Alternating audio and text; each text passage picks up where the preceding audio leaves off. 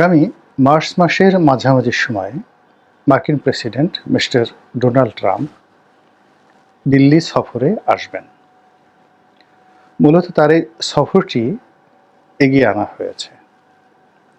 প্রথমে যেভাবে আশা করা হয়েছিল সেক্ষেত্রে মনে করা হতো যে তিনি হয়তো এপ্রিল মাসের প্রথম সপ্তাহে দিল্লি আসবেন, কিন্তু তড়িঘড়ি করে তিনি তার যে সফরসূচি এটি তিনি এগিয়ে এনেছেন এবং মার্চ মাসের মাঝামাঝি সময়টিতে, যখন পবিত্র মাহে রামাদান উপলক্ষে সারা দুনিয়ার মুসলমানরা সময়টিকে উদযাপন করবেন ভাব গাম্ভীর্যময় পরিবেশে, ঠিক সেই সময়টিতে তিনি মধ্যপ্রাচ্য সফর করবেন এবং ভারত সফর করবেন।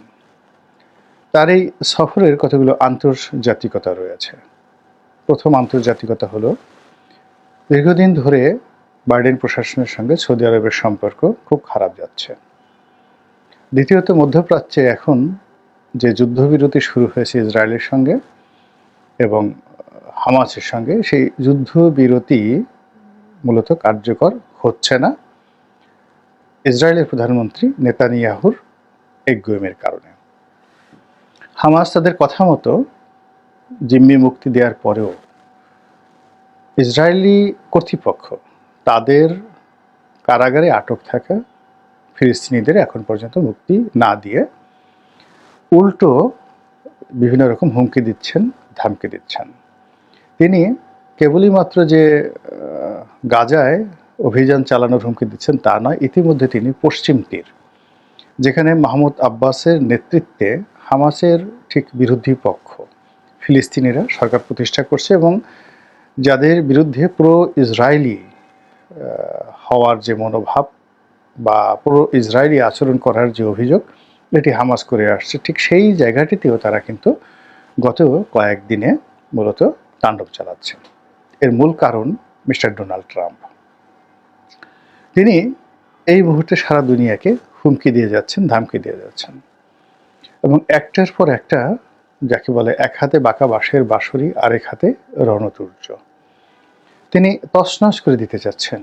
ইউরোপকে প্রথমে ভয় দেখালেন, জেলেনস্কিকে প্রথমে ভয় দেখালেন, কিন্তু ফ্রান্সে এসে আবার জেলেনস্কির সঙ্গে বৈঠক করলেন এবং ইউরোপের নেতাদেরকে জেলেনস্কি যে কথাটি বলেছেন এটি অসাধারণ বক্তব্য, যে তার দেশের শান্তির জন্য তিনি প্রয়োজনে পদত্যাগ করতে রাজি।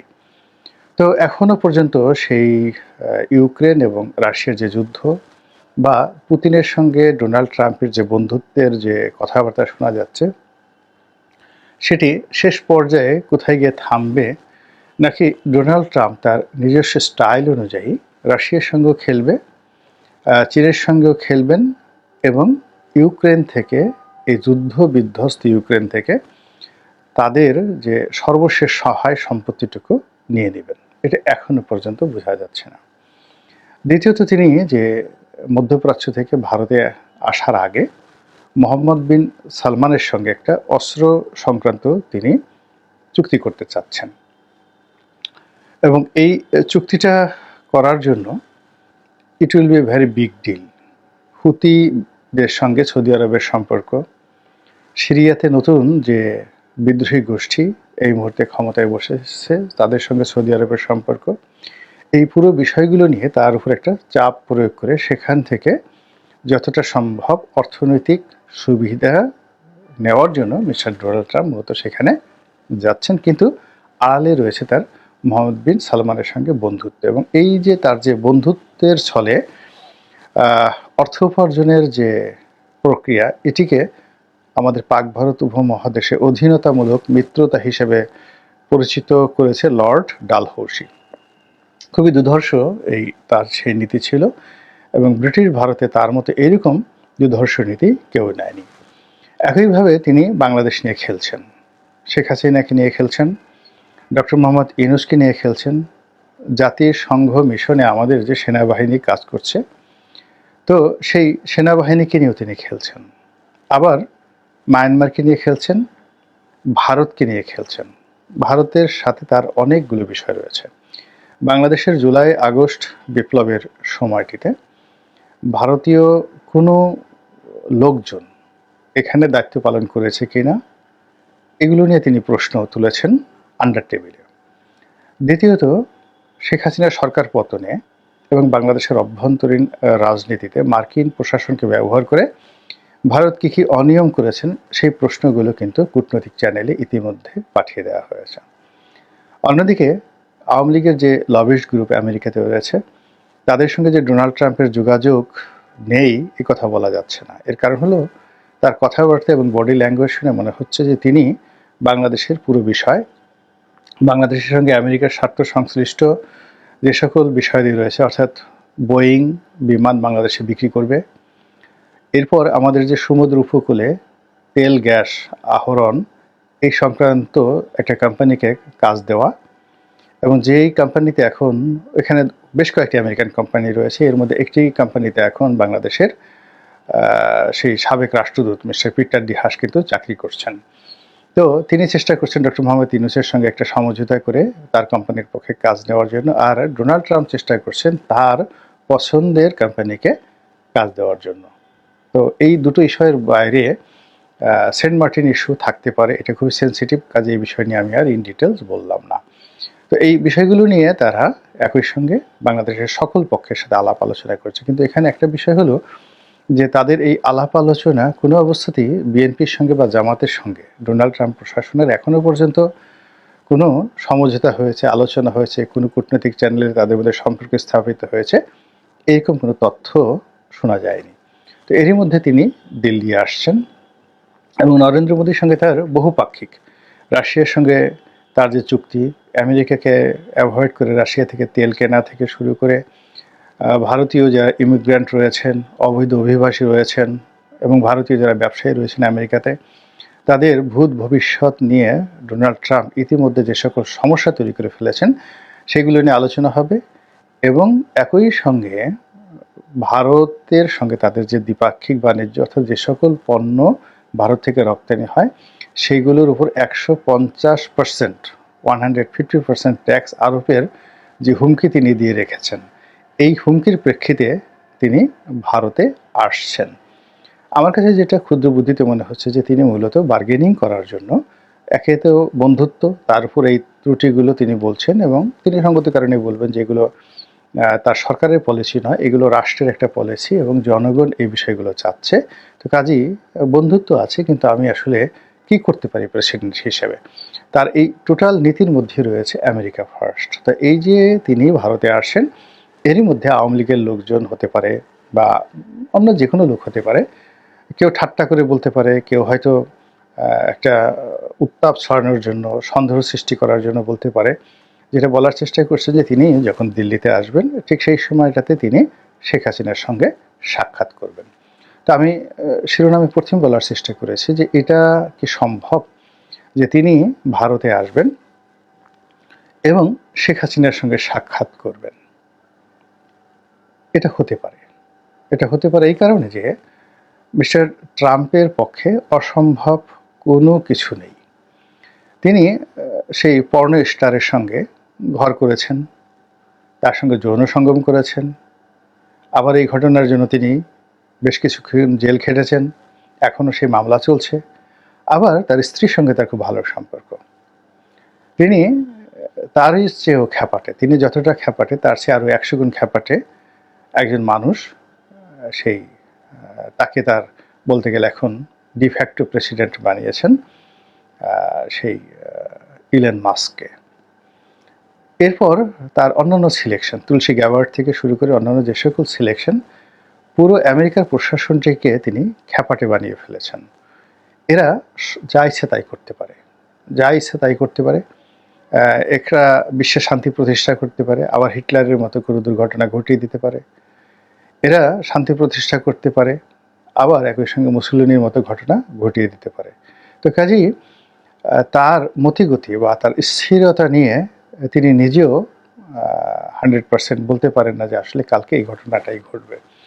তো কাজেই তিনি যেভাবে বাংলাদেশ নিয়ে কথা বলছেন, তার নির্বাচনের আগের থেকেই যেভাবে টুইট দিচ্ছেন এবং যেভাবে এদেশের সংখ্যালঘু, এদেশের হিন্দুত্ববাদ, এদেশে মার্কিন বিনিয়োগ এবং একই সঙ্গে $29 মিলিয়ন যে অনুদান, এগুলো নিয়ে যে কথাবার্তা বলছেন, ডক্টর ইউনূস সম্পর্কে তিনি ব্যক্তিগতভাবে ওয়াকিবহাল, তার আমেরিকাতে বিনিয়োগ সম্পর্কে তিনি জানেন, বাংলাদেশে তার অবস্থান জানেন, সব মিলিয়ে তিনি বাংলাদেশ সম্পর্কে যতটা উৎসাহ উদ্দীপনা প্রকাশ করেছেন এশিয়ার কোনো দেশ, এমনকি চীনকে নিয়েও তিনি এখনো পর্যন্ত এত কথা বলেননি।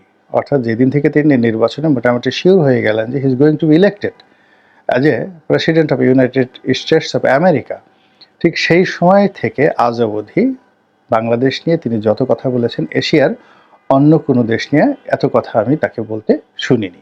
আমেরিকা নিয়ে বলেছেন, তার বাইরে বাংলাদেশ নিয়ে কথা বলেছেন, টুইট করেছেন।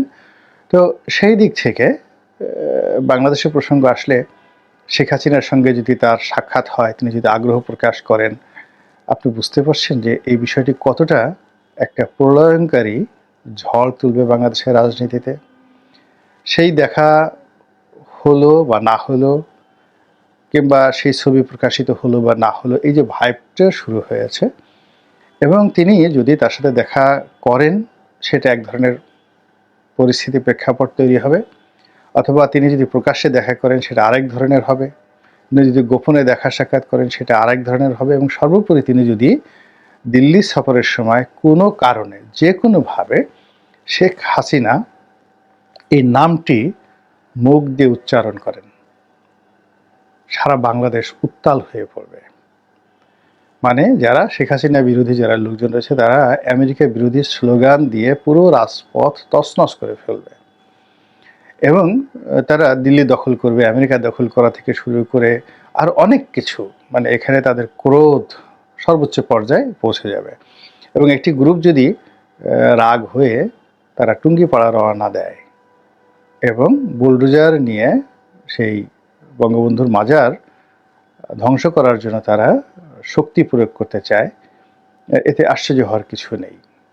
আবার উল্টো যেটা হচ্ছে সেটা হলো, ডোনাল্ড ট্রাম্পের এই বক্তব্যের পর আওয়ামী লীগের যে সকল নেতাকর্মী পালিয়ে রয়েছেন, তারা যদি হঠাৎ করে উজ্জীবিত হয়ে পড়েন, তারা যদি রাজপথে নেমে পড়েন, তারা যদি সাহস অর্জন করে ফেলেন, নৈতিক শক্তি তারা ফিরে পান, তাহলে সেটা সামাল দেওয়ার ক্ষমতা এখন এই মুহূর্তে দুর্বল সরকারের নাই।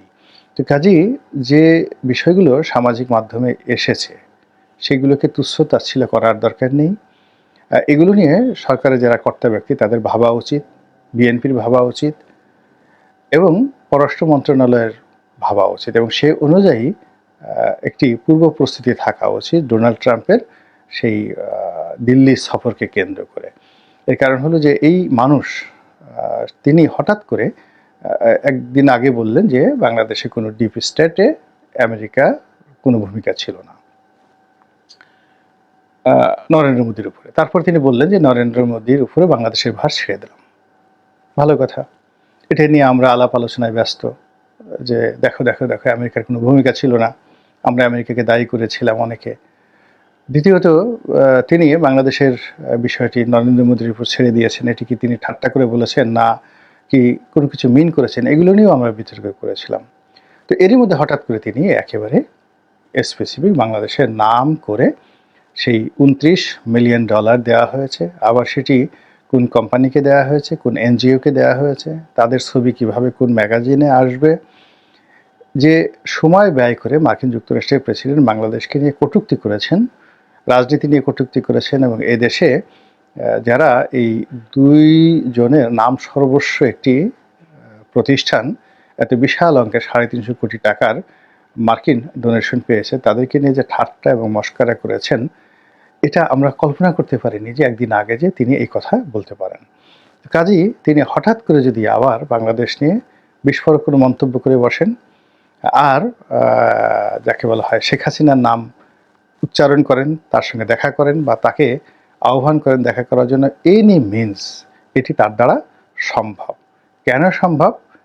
এটা হয়তো অনেকেই জানেন যে তিনি খুবই ঈর্ষাপরায়ণ, প্রতিহিংসাপরায়ণ, খোঁটা দিয়ে কথা বলেন, এবং সেই দিক থেকে হিলারি ক্লিন্টনের সঙ্গে তার যে খারাপ সম্পর্ক, এটি কিন্তু জো বাইডেনের চেয়ে 100 গুণ খারাপ সম্পর্ক হিলারি ক্লিন্টন। এবং হিলারি ক্লিন্টনের সঙ্গে যেহেতু ডক্টর মোহাম্মদ ইউনূসের ব্যক্তিগত বন্ধুত্ব, বিল ক্লিন্টনের সাথে বন্ধুত্ব, কাজেই বাংলাদেশের বিষয়টি তার নিকট অন্য যে কোনো বিষয়ের চাইতে তাকে চোখ টাটাচ্ছে, তার গলা চুলকাচ্ছে এবং তার মনের মধ্যে কেমন কেমন যেন করছে। ফলে তিনি বাংলাদেশ নিয়ে কথা বলতে থাকবেন, আর যতই তিনি কথা বলবেন ততই আমরা অনেকেই বিপদ বিপত্তির মধ্যে পড়ে যাব।